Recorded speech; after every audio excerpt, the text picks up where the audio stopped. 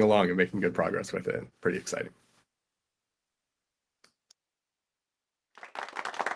So next, I'm going to demo some of the new API work I've been doing.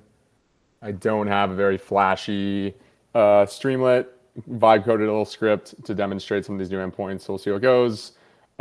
First, we're going to, let's see, get some shared models we have access to. We'll use the CR test YAML John for this demo. You can list some branches for the model. For this demonstration, I'm just not going to use a branch, but sort of same functionality throughout. So view YAML files, and we're going to pick one that we want to delete. So this shared model does not have pull request required on it. So we're just going to commit this directly to our repo here. So let's delete our distribution centers here.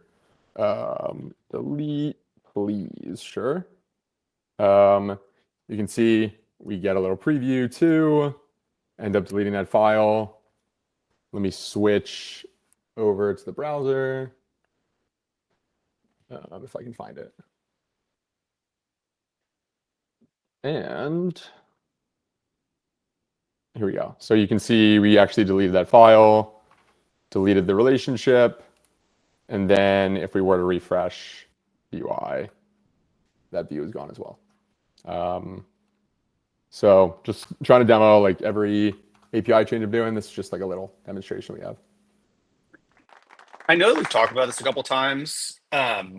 Is there a reasonable way that we can somehow get an API sandbox into the product that would be usable for someone at my level of technical sophistication, read low?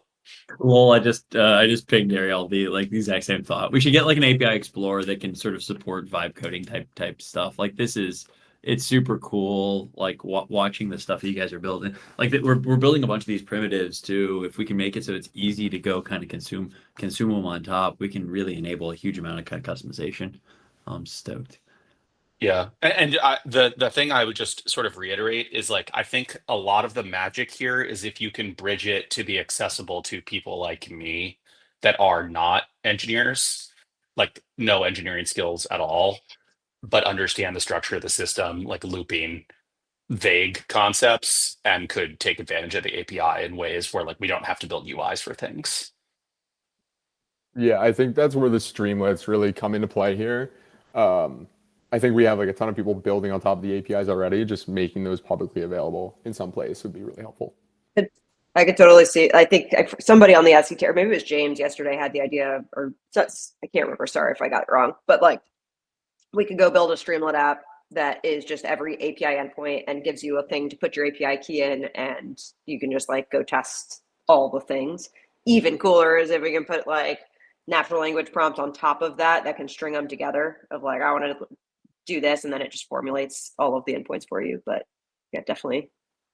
And then we should bring it into the product. Maybe we'll just embed it into the product, but yeah.